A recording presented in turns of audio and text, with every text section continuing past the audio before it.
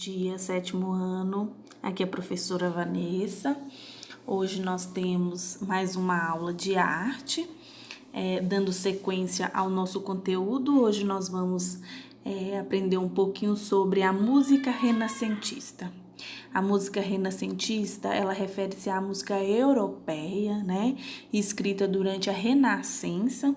Foi um período que abrangeu aproximadamente os anos de 1400 a 1600.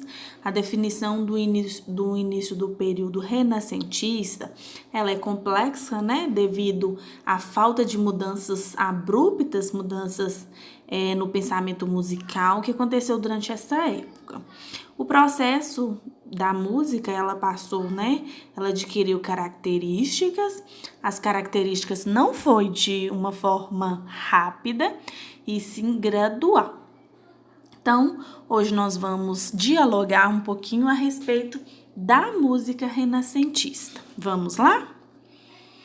Na Renascença, os novos grandes bastidores da cultura não eram mosteiros do norte da França, mas sim as cidades da Itália, né? As cidades do estado da Itália.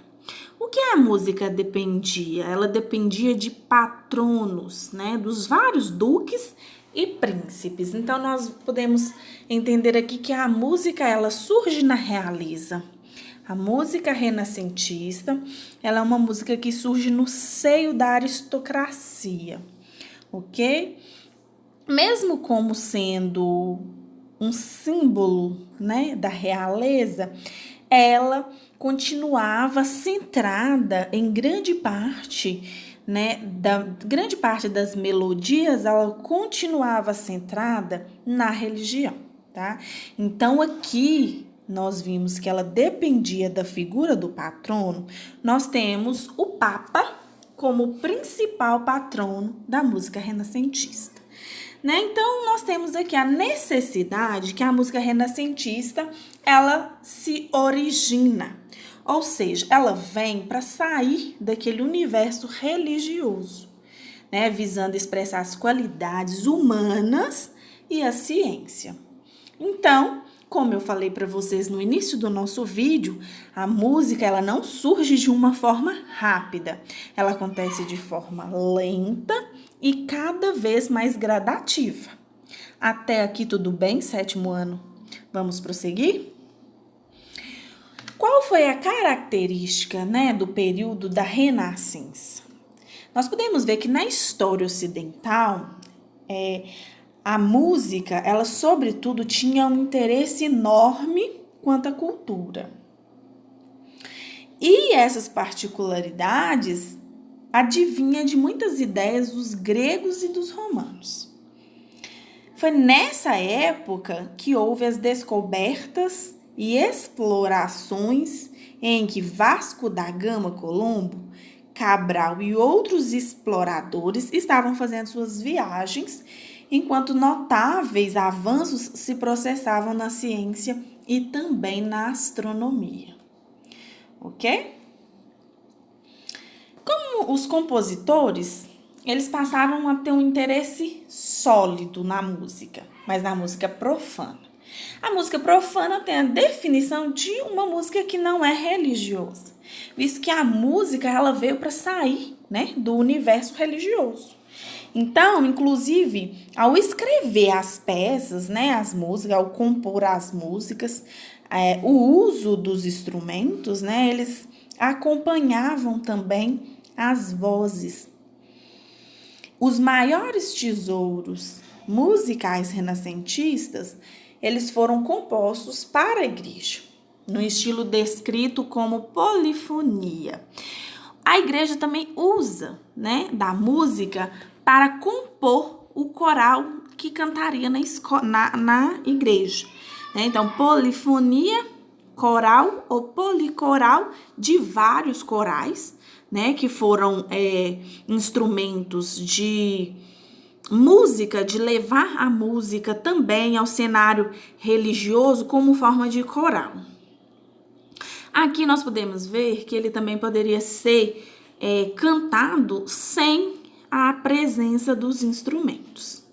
Então, nós podemos distinguir a música renascentista como um estilo polifônico, ou seja, ela usava da sua fonia, da voz, para tocar, né, suas melodias, cantar essas melodias. Nós vimos aqui que os compositores, eles começavam cada vez mais a utilizar das melodias profanas, né? Das melodias que saíam da igreja, né? Na realidade, eles atingiram um estilo musical de grande beleza, uma maestria incomparável, mas eles respeitavam as autoridades da igreja. Vocês viram que no início eu falei que eles dependiam, né, da figura do patrono, que é o Papa. Ok? Nós podemos ver que ocorre no período uma associação da música com os valores humanistas, né, com as heranças clássicas, e vem representado também pela cultura da Grécia e da Roma Antiga. Nós podemos notar, sétimo ano, que a música renascentista, ela vem com um sentimento de maior liberdade e também de um espírito de experimentação, né? Eles estão experimentando usar aqui a voz, né? Em forma dos corais que eram apresentados principalmente na igreja. Vamos lá, as principais características da música renascentista. A música renascentista, ela se baseia em modos, mas esses modos, eles não são gradualmente tratados com maior liberdade. Ou seja, as características ainda vêm de um aspecto mais privativo. Ou seja, as texturas das músicas eram cheias e ricas, né, em escritas, e também o uso da voz. Também o uso das combinações e o menor uso do contraste. Aqui se preocupava muito com a harmonia da música e a progressão dos acordes. Então, essas algumas características que nós vimos nas músicas renascentistas. Peço para que vocês coloquem, né, no Google, façam uma breve pesquisa em algumas músicas do período renascentista para que vocês ouçam os acordes, para se entender melhor as características da música. Aqui também nós temos instrumentos que eram usados para a composição e para que essas músicas pudessem ter, né, os seus ritmos livres, dependentes, tá? Então aqui nós vamos olhar, nós vamos aprender um pouquinho de uns instrumentos que eu trouxe para vocês. Aqui nós temos um violino, que é muito usado também nas músicas, né, para produzir uma sonoridade. Aqui nós temos o xilofone, né, que é um instrumento musical feito de folhas de madeira. Aqui vocês percebem em branco essas placas que estão dentro da caixa, elas são responsáveis pela ressonância, onde são atingidos por um bastão. Então, elas são responsáveis pelo som, pela melodia de cada música. Temos também o fife ou o pífano. Ele é um instrumento musical de sopro, né? Que também era muito utilizado nas músicas, nas melodias, que nós podemos perceber a consonância, que a progressão da harmonia. Ele aqui pode ser comparado a uma flauta doce. O corneto, também conhecido como clarim renascentista, clarim preto ou clarim curvo.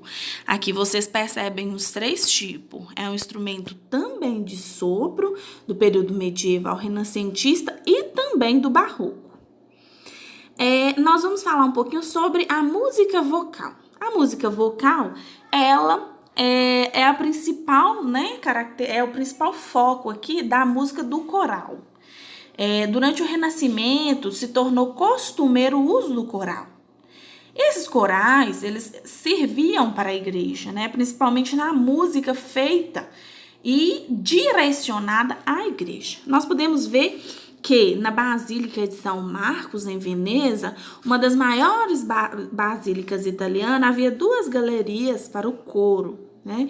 E 2 órgãos que possibilitou a composição de peças para mais de um coro, que foram chamados de policorais. Então, o coral que cantavam na igreja, né, ele vem com uma música vocal onde o uso da voz é instrumento de trabalho. Meus amores, nós chegamos ao nosso final, né, da nossa aula.